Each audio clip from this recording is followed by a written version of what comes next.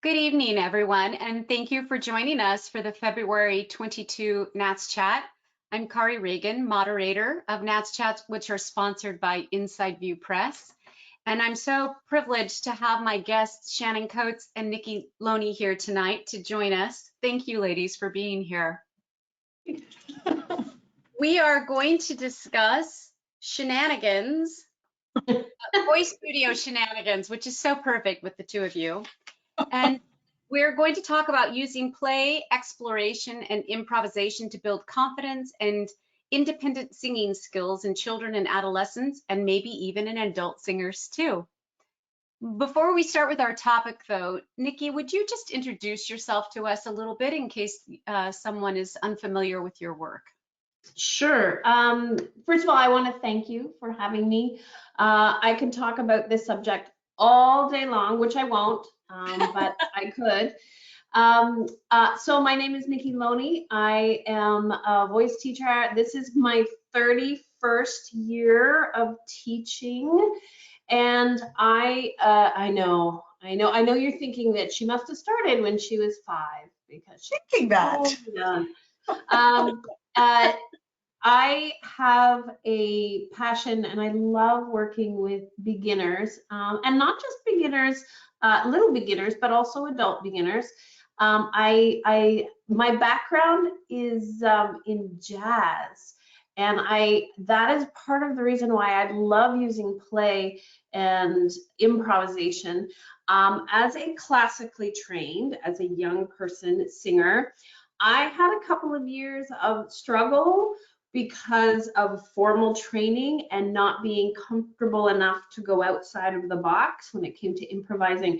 And I have to thank my wonderful teachers who introduced play-based learning and vocal play at a college level that really opened things up for me as a singer and as an artist. And I thought, where would I have been if this was part of my training at a younger age? Because I did have to go through some really painful, awkward, terrifying growing pains to get to the other side and to start to sing and improvise more freely. So that's a little bit of my background and why play and improvisation is so special to me, and why I really want to create those safe spaces for my students to really get to make peace with their voice, have fun, discover their artistry, and just have a different experience. And Nikki, you also have a podcast, correct? That is part of the NATS cast. I do. The Full Voice podcast. We are in our 6th season, and we are proud to be part of the NATS cast organization. And actually, Alan has been on our podcast many times talking about all things in NATS. And of course, my co-guest this evening has been on the podcast quite a bit.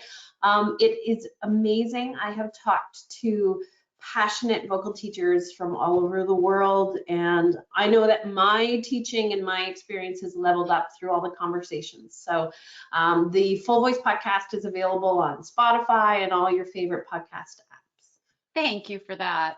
Wonderful. People are always asking. I see online people asking for voice podcasts, so it's nice if that one's unfamiliar to someone. They'll appreciate that. Dr. Shannon Coates, please. Well, thank you, Dr. Ragan. And also I wanted to, in addition to thanking you, Kari, for being here as well, I wanted to just point out that Nikki and I are both Canadians, so just wanted to say that as well. Anyway, needed to put that out there.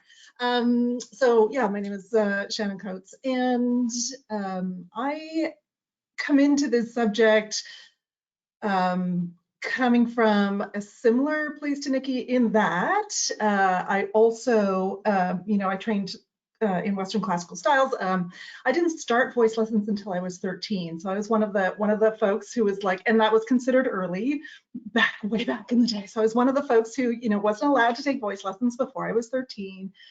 And I was like the youngest person in my teacher's studio at the time as well. When she accepted me, and I got her like 8 o'clock Saturday morning time. So you can see how much she didn't really have room for me. And yet she made it because my voice matured early. So I was, yeah, anyway, so she took me in. But she taught teenagers, like older teens and adults. And then, you know, like all of the teachers who I took voice lessons with,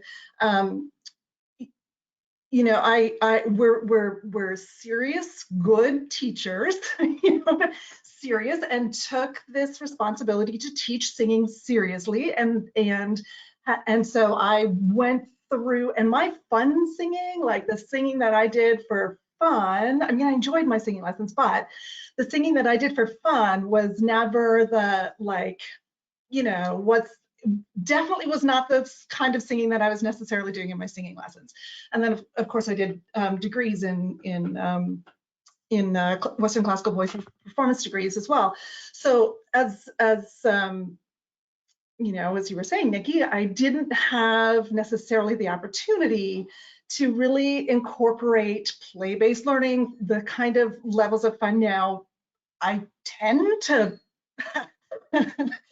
making jokes is a little bit of a thing, so for me, so like my lessons tended to be a little bit maybe more fun than my teachers anticipated they were going to be, but that was had a little bit more to do with me, I think, than with my teachers.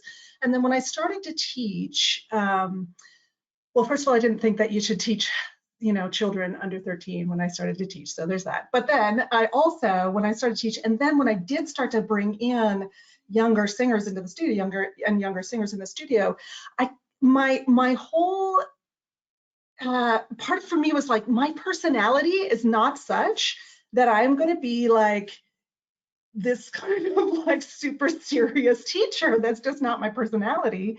And so as I started to sort of bring the kind of things that I love to do, and like, you know, I'm a creative person, as we all are, as, you know, voice teachers and singers, as I start to bring that kind of thing into the studio and think like, okay, well, maybe this isn't as serious as the other, my teachers were, but, you know, like, it's important to me that they actually have fun in their lessons.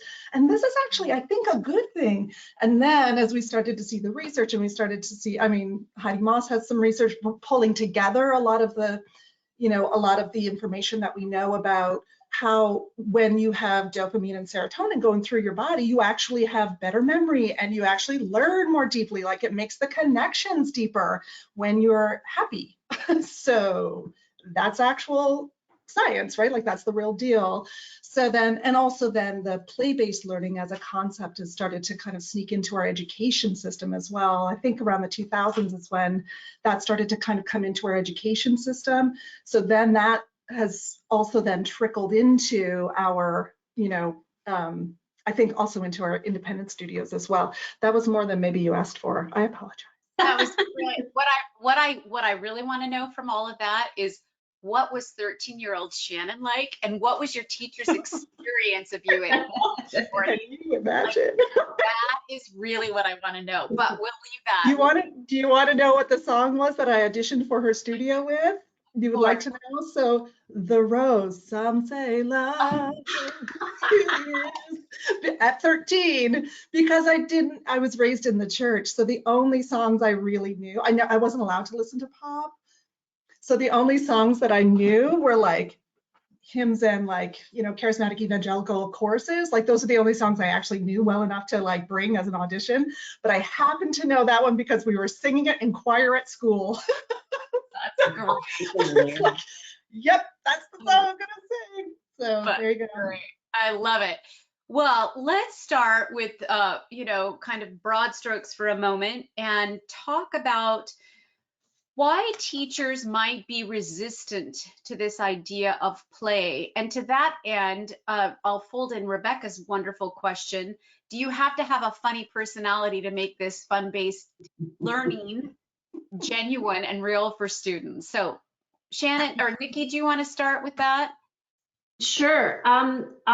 This is one thing that I've become very aware of. We've been doing teacher training for the last 6 months, and usually we try to do 1, 2, 3 live workshops. And the focus is working with kids from 6 to 10. And the big part of our workshop is play-based learning, and then how to apply it to vocal pedagogy. And before people sign up to be part of the teacher training, there's a questionnaire, like what are your burning questions? Because we try to cater the presentation to the questions. And then after the presentation, I also have like follow-up questions, like what most surprised you? What are you hesitant to try? What are you excited to try after the workshop? And time again, the feedback that I've gotten is I didn't know how powerful play-based learning was. I didn't know how accessible play-based learning was. I didn't know how powerful, and I've gotten some fabulous feedback with just simple changes to how the information is presented to, you know, all of a sudden their students are engaged and the energy of the lesson changed. And I get this comment all the time, is like, I had no idea that things would change so drastically with this one little activity. It seemed so trivial, it seemed so silly. And I even got a phone call, which I usually don't get phone calls in the full voice office phone. Everybody either emails me or messages me. But I got this phone call from a teacher, and she's like, I just had to tell you that I did the tongue twister in the jar with my small choir, and the kids took turns pulling out their tongue twister. She's like, I've never seen the kids so engaged in my entire life. I had no idea. I thought it was silly and that they would think it was silly. So we forget what it's like to be a kid. We forget like how they want to touch and do and see. That's how they learn. We forget about that. And that feedback, excuse me, that feedback, every time I do a workshop, that's the #1 feedback that I get. And it's just one of those things. And I think that in our studios, we do want to take ourselves seriously, of course. We're charging, and most of us should be charging premium rates, because one-on-one lessons are, you know, very, you're paying for one person and all of the attention. And sorry, excuse me. I think that we worry that parents aren't going to see the value of it. We worry that, oh, you know, we're just goofing around. And I think that that's one of the biggest things that we're worried about, is that we're not taking things seriously because we're goofing around. And I would add to that, you know, if you are working or writing out your policies, right? You could put something into the policies, right? Because this is managing expectations, saying that this studio uses play-based learning for vocal discovery to help our students get comfortable, and just make parents aware that these are the tools that we use, and that it is a tool. It's not a cop-out. You're not goofing around. It's a tool that we use to great success. Do you, excuse me, Nikki, do you by chance, because you know, now we have the support of the cognitive science, right? Activities that inspire a sense of ownership, facilitate better learning, some sort of agency. And we know from cognitive science that attention is one of the primary components we need in order to inspire learning or to instill learning. So do you have a handout or a primary article or anything that you ever give? Or Shannon might as well. No, I don't have an article. I mean, if for teachers out there, if you Google play-based learning, There's a ton of information out there. If you have Ginevra's book, Teaching Children and Young Adults Singing, she talks about neuroscience of play-based learning in there. And she actually has some really good links in the back, credits in the back. Her work is fantastic in that, and I reference that book all the time. I think the one thing though, I have never had a parent, and now mind you, I'm pretty in my parents' faces. Like I have really good communication skills with my families, but I've never had a parent think that I was wasting time or was, you know, up to no good, up to shenanigans, because their kids are having fun, because their kids are engaged. They do not have to fight with their children to come to their lessons because it's a comfortable place, and to the best of my ability, it's a safe space. I think that's one thing I try to express to teachers, especially young teachers who maybe don't have a family yet, that parents aren't going to invest in something their children aren't enjoying. Many people who listen to the podcast know that my husband and I, who are both musicians, have sports child. You know, little joke from above, like, ha ha ha, musicians, here's your sports kid. But I mean, he loves baseball, but we wouldn't invest in those sports if he didn't love going there and being there. And I would have to, one of the things I highly recommend is watching teachers in other industries. Mm-hmm. I have watched some phenomenal coaches use play-based learning to teach very advanced mechanics and healthy, it's not called technique, but I guess it's called technique, throwing the ball without using sidearm. But they all use games, and they all use similar techniques to do it. And again, parents aren't going to invest in something that their children aren't enjoying. And I think that that's something that we have to remember. So I can't remember who gave me this term, but it might have been Ginevra. It could have been Dr. Heather Nelson. But play-based learning makes everything sticky. They remember it. So, you know, that always, no pun intended, but that always stuck with me. Play-based learning makes you remember things. The other thing is that you don't have to do as many repetitions in order for it to become solidified if you're doing it in a fun, play-based way. So if there is a challenging passage or a piece of song, like, you know, it's always a lie when your teacher tells you one more time. That's, my kids always laugh. I say, okay, you know, let's do that one more time. They know it's never one more time. But if you do it in a play-based way, that's one of the things I always tell teachers. It's like, we have to ask our students to repeat things over and over and over again. And there's only so many times, you know, and this isn't age specific, because I've got adults that have ADHD and adults that struggle with focusing and adults that are very stressed out human beings who need to do these repetitions. So again, if you present it in a way where you're being a little playful with it, or you're challenging them, you know, I mean, even things like, okay, I want you to sing that, but this time you're gonna stand on one leg, right? Like just something like that, where you're just changing things up and making it more visual, more kinesthetic, and you're gonna see a different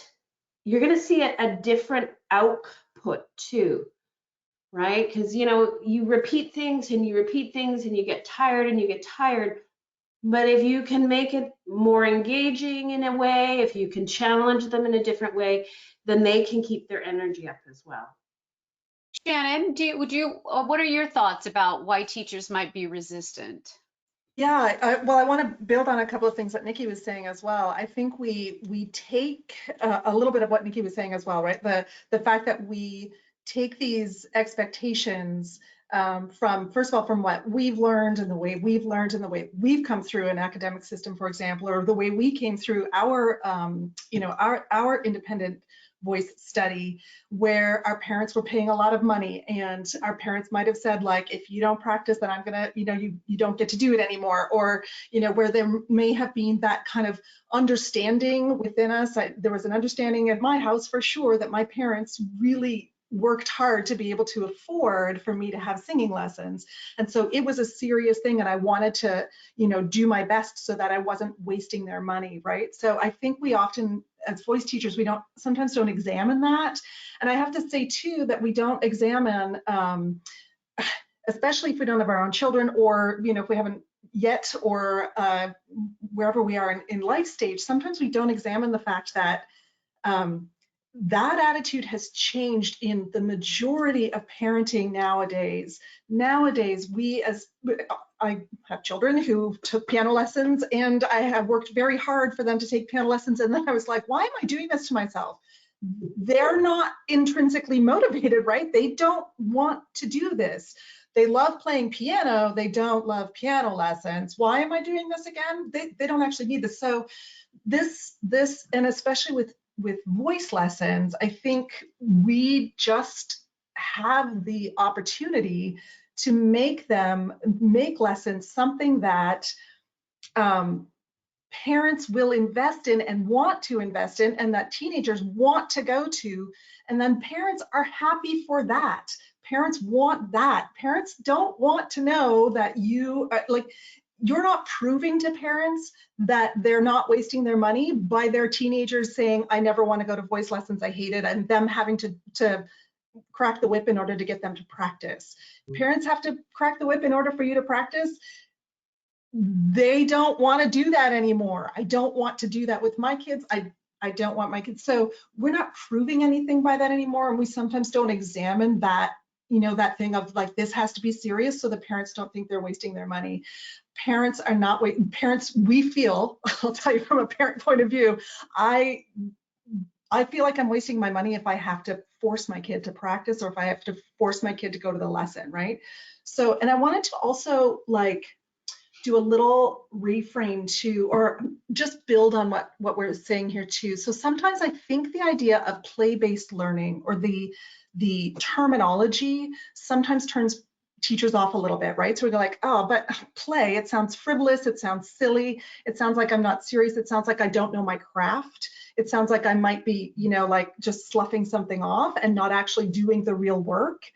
And I want to say, first of all, and Kari, I think you're right. I think especially if you're working with older singers, I think if you can find a way to have a scientific article in there, especially from the education realm, that talks about or a reference to the fact that the happier we are as we learn, the deeper the learning is going to be. So the more joy there is in the room, the deeper the learning is going to be. If I am anxious, if I'm worried, if I'm afraid that I'm not going to be able to do what you're asking me to do, if I'm working too hard to do what you're asking me to do, all of those things mean I'm not learning as well as I could be, right? So play-based isn't necessarily about introducing games or introducing, something fun necessarily or frivolous. It isn't about that. It is about creating an atmosphere in the lesson and in the studio whereby we are engaged, right? It's more about engagement and creating the space where the students are, where the dopamine and the serotonin is flowing, right? Like creating those spaces.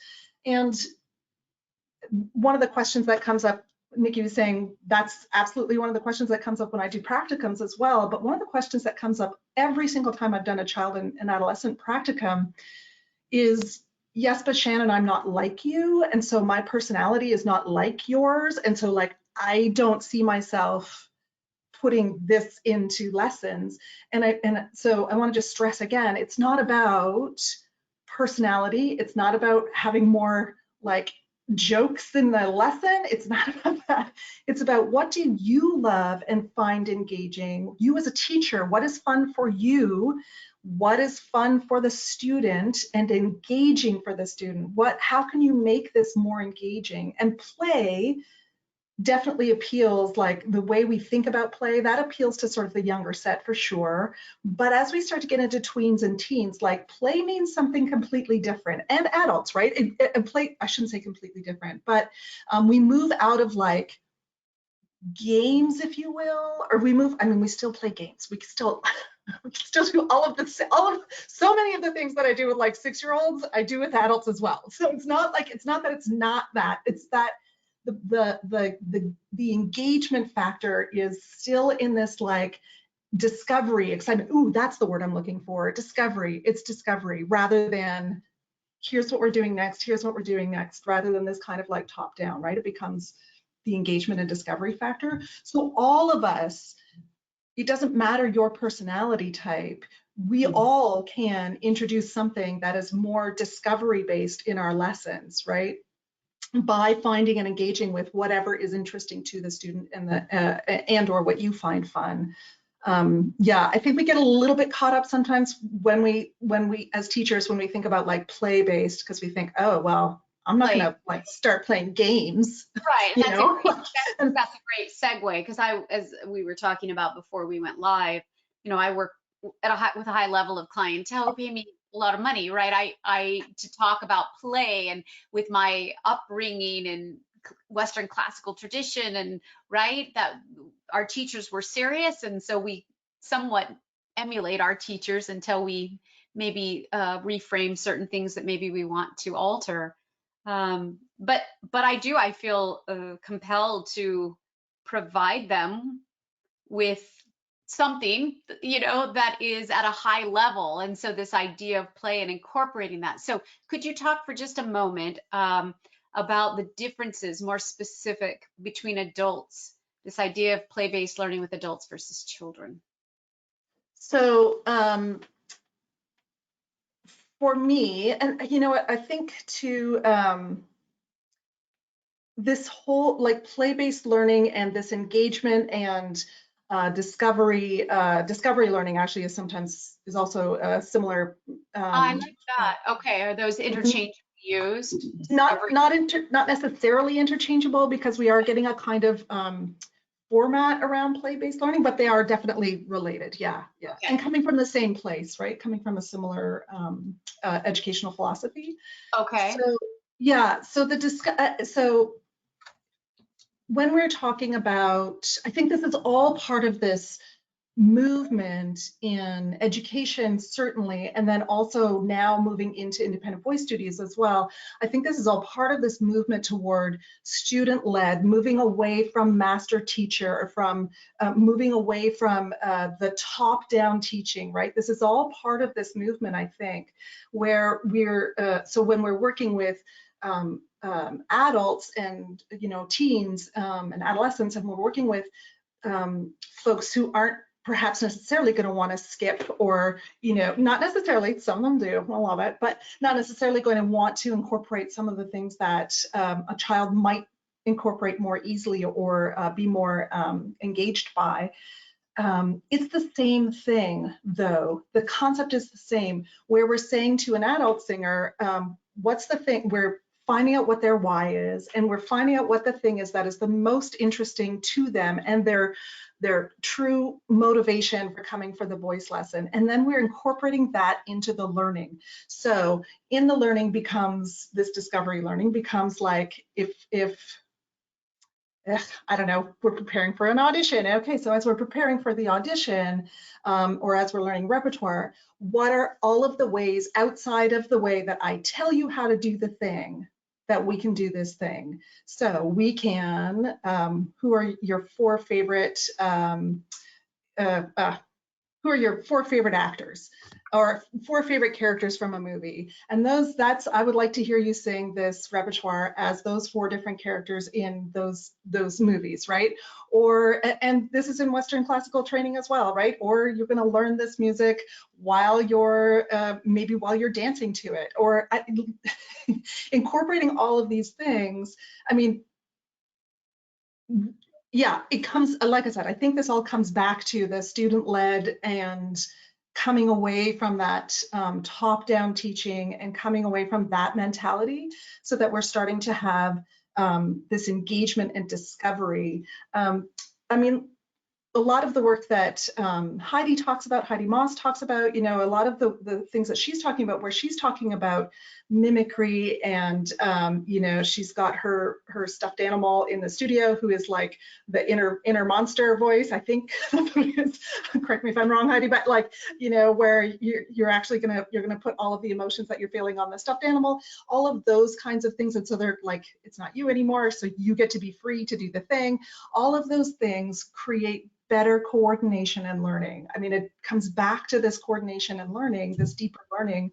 And yeah, it can look a little bit different, but with children and adolescents and adults, it certainly can. But the basic concept behind is exactly the same. So let's talk about how to get started with this idea of play or discovery in the studio. And I know Nikki has some videos at some point, but well, how do we get started with this? I just wanted to tag on to what Shannon said there. Getting started, especially if you didn't experience voice lessons that were fun, and my situation was similar to Shannon. I started at 12. I felt that every week in my lessons it was a test, and I had to jump through a bunch of hoops, and there was a lot of pressure on there. But when you're getting started, it's difficult if you don't have any experiences to draw from, right? So I think a lot of people have that. I think simply, if I could simplify it, if you can make any activity more visual, more kinesthetic, and if there's a sense of imagination going on with it, those 3 things right there can go a long way in kind of getting things moving in a different direction. So make it visual, make it more in the body, more kinesthetic, and it doesn't have to be a big song and dance, just little things. And imagination, right? Imagination is huge for all your students. Now, full disclosure, I do the same exercises with my adults that I do with my kiddos, and my grumpier than grumpy teenagers that come in and they are too cool for school. And it's amazing how the walls will drop down. I will say that sometimes some of the play-based and like visual exercises that I've done have had profound breakthroughs for my older students. And I'm talking about singers that have been hesitating their entire lives and the whole lesson. And I know everybody who is watching this webinar has had those students where you are just begging them to sing out for you so you can just start to open things up. It's that fear and hesitation. That's one of the things that play-based learning allows us to do. It gives them permission to drop the wall and to just make some sounds. The other thing that I will say about play-based learning, and this is challenging, especially for those of us who came up through formal classical training, is we are leaving the right and wrong, the good and bad language. And that's challenging. And then I have some strategies for that too. And just full disclosure, I do catch myself. I do catch myself and going, oh, let's fix. And then I'm like, oh, I wonder what would happen if we did this. But I find that I always get tripped up on it because that's how I was corrected. That's how that's how, you know, most of us, it was like you did something and then you were given instruction for improvement and then you did something. And I want to mention that Ann Baltz was a guest on the podcast, and she talks a lot about this. She talks a lot about perfectionism and struggling with that. And again, this is for students that are struggling with perfectionism. Play-based learning can kind of work for them. It can also go up against some of their walls, right? Because sometimes our perfectionistic students need that right or wrong definition, and when you don't give it to them, they don't know what to do, right? So you're going to have to play with that. Somebody has a question here, and I just saw it.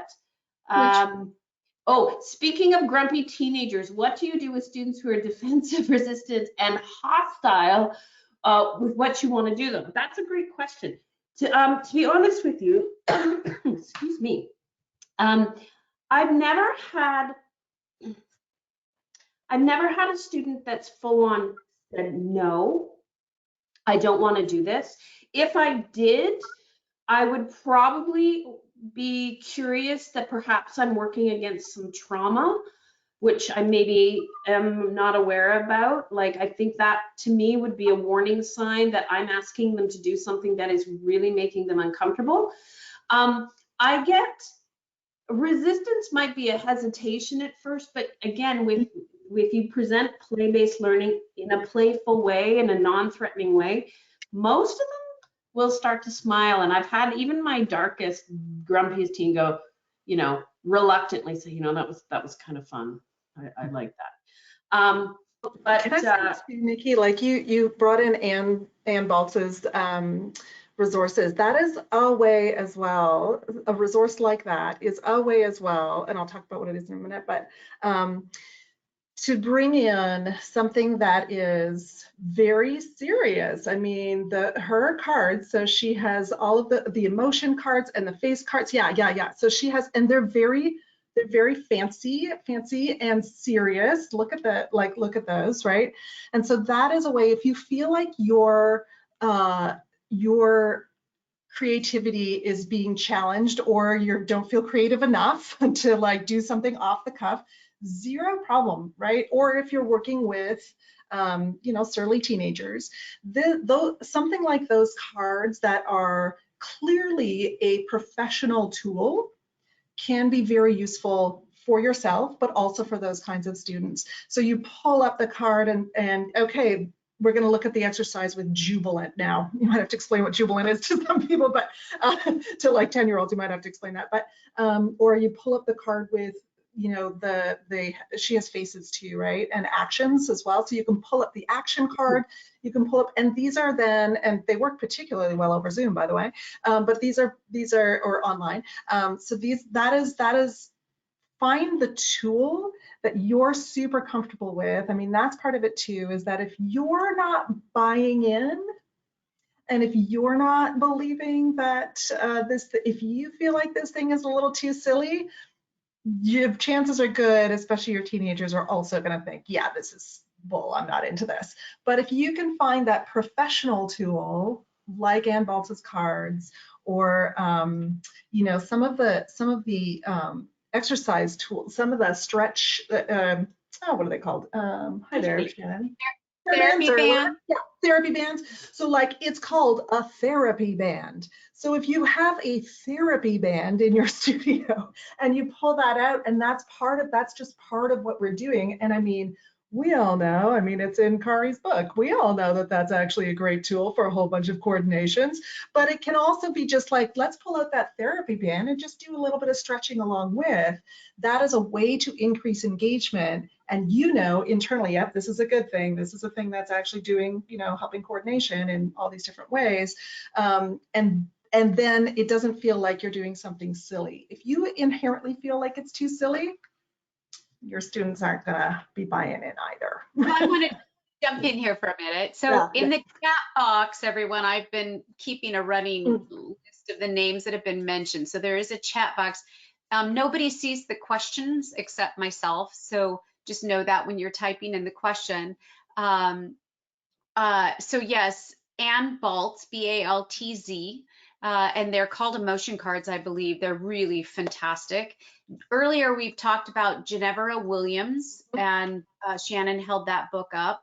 And then also Heidi Moss was mentioned. So you know what? I'll also just call. Oh, where's And my? yes, Shannon just mentioned my book. Thank Hello, you, Shannon. Kari's That book was not too. pre-planned. But I don't part of the have to- reason that I'm calling it out though is that that book has, as do Kinesthetic tools. some other books too, but it has the videos in there of people very seriously doing exercises, right? Like they're in there, they're doing their thing. This is clearly a professional, high caliber, like, exercise that should be used in singing lessons, right? And all of those exercises are engaging, like blowing into a straw. That is super fun and engaging. It doesn't have to be like, we're doing this exercise to be like super serious. I mean, you can if you want to, but as soon as people blow into a straw, it's no longer, you're having fun because you're blowing bubbles.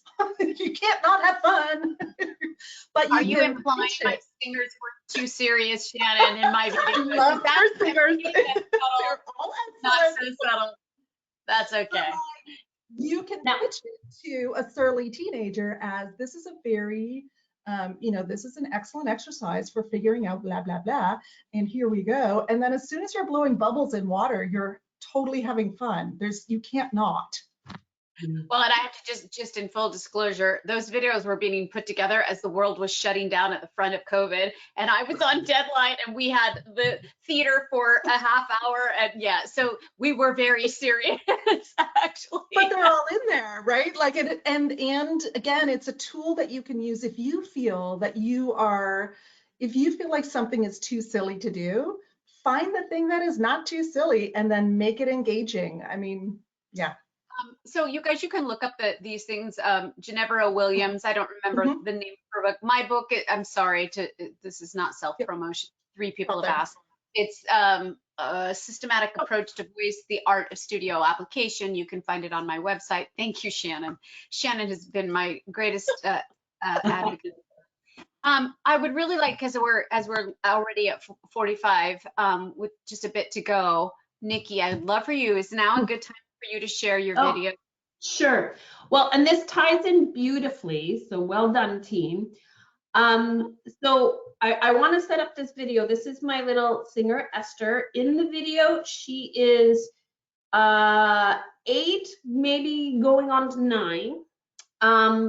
And let me just set the mood. It is Canada. It's February. It's cold.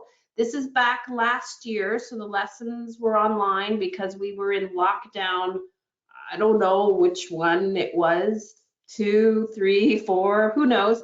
But her mom had texted me prior to her lesson saying that and this is my little singer that loves singing more than life itself, was having a bad day. So I knew that when she logged on to her Zoom lesson, that she was pretty low energy, and I knew that I needed to kind of play some things and keep things nice and light, or we would not have had a productive lesson. So this is just a fun little tongue twister thing, and then I incorporate Anne's cards into it. So I just wanted to show it to you. So I'm just gonna set this up, and then I gotta share my screen. Does everybody see me with really bad COVID hair and my little student? Do you see that now? I don't see you with bad COVID hair, but I see you. No. As the videos went, I have a catalog of videos, and as the year goes by, the hair gets just really sad. Yeah, this is my little student. This is not a very long video, but you can see the fun that we have in this little lesson. We play some fun tongue twister stuff. Do some fun tongue twister stuff. Yeah. Okay. So what are we working on when we are doing tongue twisters? What's our focus? Diction. Diction. Okay, can you tell me what diction means? It means like pronouncing every letter, not going like instead of cat going cat. So what would be an example of good diction using the word cat? Nice. I love it. I love it. Okay, here's a tougher question. What about articulators? What are the articulators? Do you remember? Like, aren't they like your tongue, your teeth, and like your lips or something? Yes. Oh my God. Sir, you are on fire today. Good job. Good job. Okay. Technically, I'm on ice. Pardon? Technically, I'm on ice. You're on ice. Yes, it is cold inside, but you are on fire inside. Okay. Let's have some fun. So I've got my tongue twisters here. Let's see. I've got my jar of doom. Okay. So tell me when to stop. Okay. Stop. All right. What did I get? I just dumped a whole bunch of them on my table. Sorry. Okay, I've got this one. Four furious friends fought for the phone. Beautiful. I heard the T at the end, fought for the phone. Now, can you do it all in one clean sentence? Four furious friends fought for the phone. Okay, now you do want to have some extra fun? All right.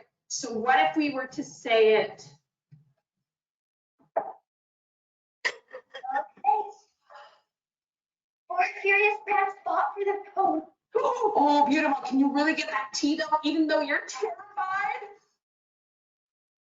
Four furious friends fought for the phone. Good job. Good acting. All right, let's do another one. That was excellent. Okay, ready? So, tell me when. Stop.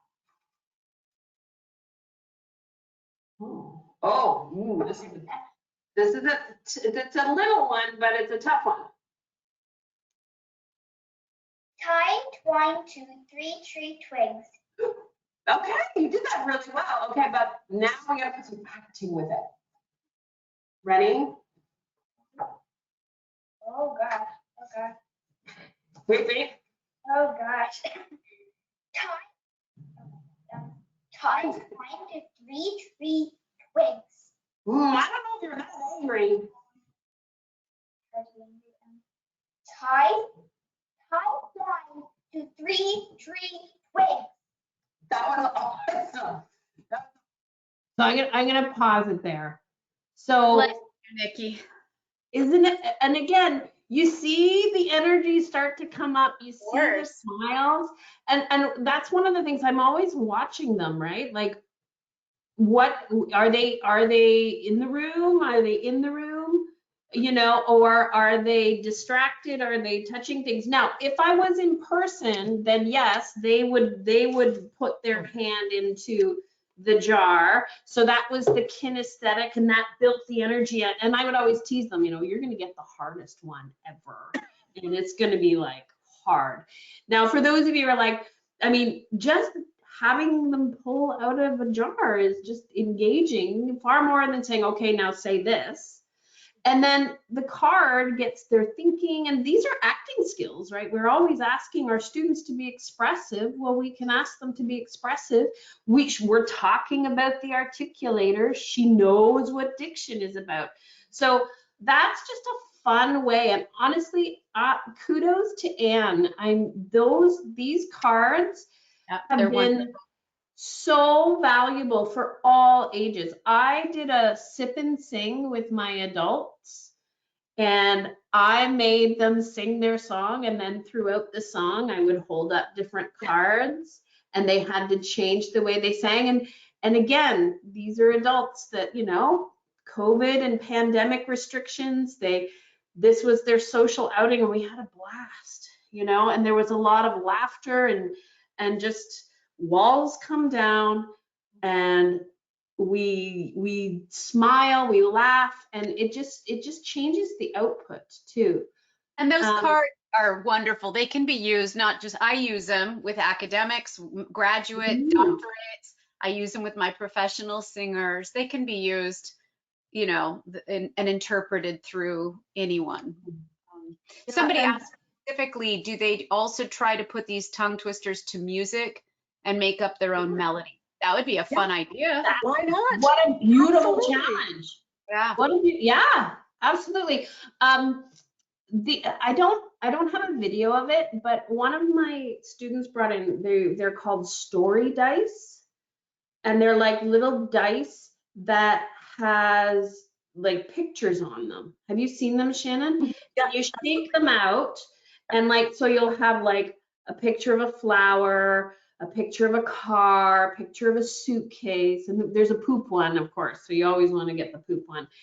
And we would do that. We would shake out the dice and we go, okay, you got a flower and a car and a shoe. I said, I wonder what kind of song are you going to make up? And again, for some students, they might not be ready for that. That's a big jump into improvisation. But just giving them the permission to start trying that, you will be surprised what you will see.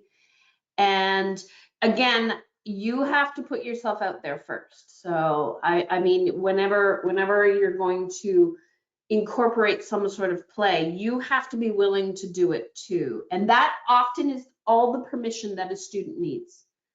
Are they called, I'm sorry, are they called Rory's Story Cubes? Is that what you're referring to? Somebody's asked that. To be honest with you, I'm not sure. Okay. Yes. 2 lines, one of them contains action words, is what Amy is saying. Oh, that would Rory, be. so I'll put again in case those are it. Rory Okay. Story Cubes. Those are, again, one of my students brought it in. It was a fabulous tool. Did you have another video, Nikki? Oh, yeah. Oh, Nikki. Um, Well, Nikki's dying. I know, I just got a little tickle. I'm gonna actually, I want to show my, I want to talk about the vocal roller coaster, the vocal expression lines.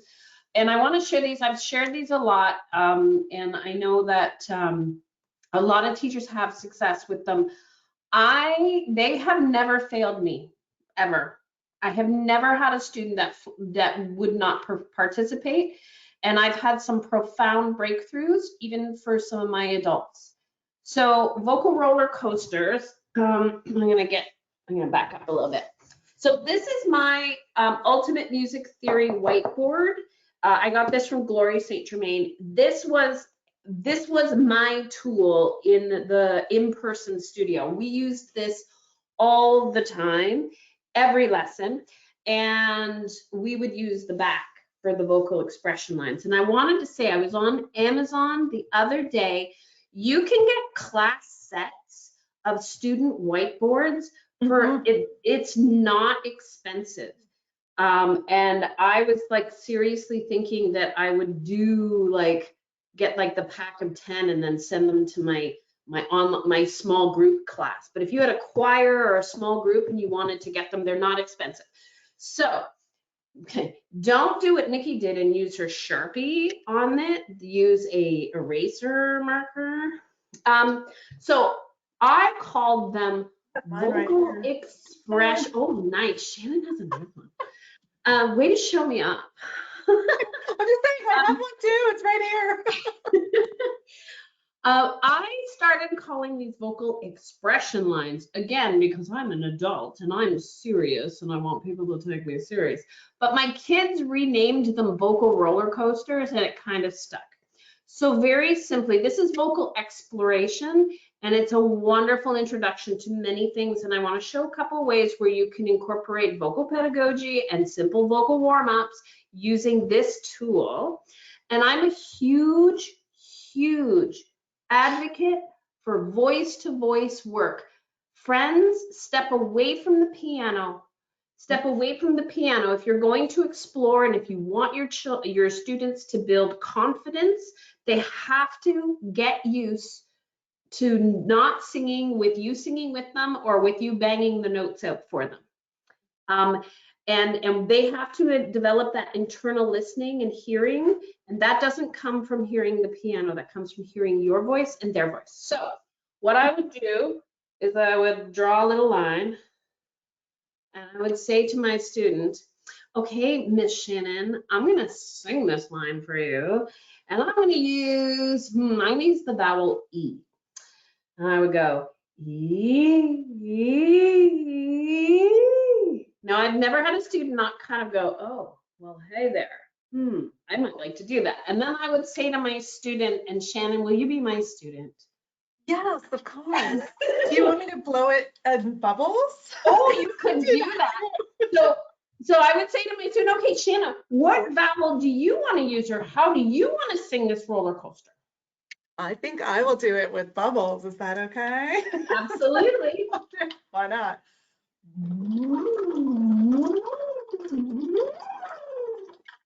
I love that. I love that. I love how high you went at the end. And now this is fun and we're all having fun, but here's the thing, for teachers, this is an amazing assessment tool. We are getting a much clearer picture of how the student is experiencing their voice, how confident they are with their voice. This is going to show me where their comfortable vocal range is. Now, some students might match the pitch, right? But some students might want to stay lower in their speaking range. That's okay. I'm not making any corrections. Not making any corrections. I'm not saying yes or no, good or bad. I'm going to say things like, I wonder what would happen if this was the line you sang. And now I'm going to see, are they able to give me a higher pitch? And again, maybe they can, maybe they can't, maybe they're not ready at this point. Now, you can use, the other thing that I use vocal roller coasters for is onset. So onset I always, when you get a new student, what is their natural, how do they want to start that note, right? And without throwing any shade, a lot of our young singers do tend to sometimes have heavier onset. Maybe they're listening to contemporary music and they're trying to emulate those sounds. That's not necessarily a bad thing, but I want to know, are they able to change that up? So I would do like a legato line, and then maybe I would ask them to sing a staccato line. So, you know, how do they sing the staccato line? Is it or is it very glottal? And if it is, again, I'm not telling them they did something wrong, but I might say, I wonder what would happen if we turned that into a ha, or if we started it with an H, ha, ha, ha, ha. And then I can really start to get a better appreciation of how is the student using their voice. And I like doing this with my teenagers because my teenagers are often emulating a lot of vocal fry, also not a bad thing. But what I want them to do is I want it to be a choice. I don't want it to be an autopilot sound that they just go to because they've heard it. I want them to use it as an expressive tool. So we talk about onset, and it's much easier to kind of approach it in a more visual way like this. So the other thing that you can do with that is breath energy, breathing. How long can you hold this note for? You know, can you keep it that was not a very straight line that I drew, but can you keep it very straight? How long? So you can explore a lot of vocal pedagogy, a lot of technique in a very visual and accessible way and make it so much more engaging. Now, I always recommend, and this is what I'm just going to play it out for you because this is what you're going to get. In-person lessons, I would always hand the whiteboard over. If you're ever having a child or anyone, adults too, having a bad day, let them write on a whiteboard. Everybody loves writing on a whiteboard. It makes you feel good. But I will hand it over and I'll say, okay, you be the teacher and you make me sing something. Now, children are evil. They're going to do this. Or draw a castle and you have to sing a castle. Right? Or a dragon. A dragon, right? One of my students is clever. She's like, I want you to sing my name. And she wrote her name in cursive. I'm like, oh. Anyhow, you are going to rise to the challenge. Again, we're just letting them, we're giving them permission to have some fun. I'll be like, I'm going to sing that, no problem. And you can make all sorts of funny sounds. This has been amazing. And for students, I've had a couple of older advocational choral singers that have come in. They're starting to hear, you know, that their higher notes aren't as vibrant as they once were, and they've become so like obsessed with the piano keyboard and what note they are or are not hitting that I will take them away from the keyboard and we'll do vocal roller coasters, and we will sing far higher on this board than they will if they're seeing the notes. And now I know that's psychological, and I know there's a lot of stuff going on there, but again, it's a different way of getting into that, and a huge, wonderful, profound breakthroughs. And then I can say, oh, did you hear that line that you sang there? And then I'll take them back to the piano and I'll go, this is where we're working. And they can't believe it. They're like, I have no idea. So again, visual and kinesthetic. Love that. Love that. Well, as we get ready to wrap up, Shannon, anything you want to say to that? And to add on to that, would you just briefly talk about how this can work with neurodivergent singers? Oh gosh. Yes. That's Sure. its own NATS chat, but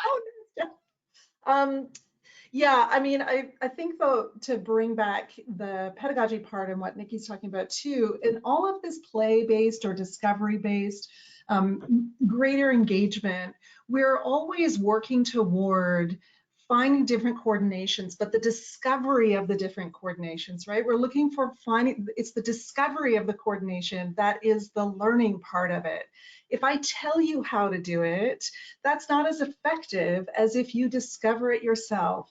So if you're finding ways for students to discover the coordination, I mean, part of the reason that those cards are so successful is, I mean, emotion helps us discover different kinds of coordinations, right? As I think about having something in a more, if I'm more angry, that generally gets a little bit more breath pressure going. We've got a slightly thicker pulse, like it's going to give me a different kind of coordination. So I think that's the whole, you know, that's our it's a sneaky and scientifically based way to have better pedagogy, really, so that we're, you know, people are learning more deeply.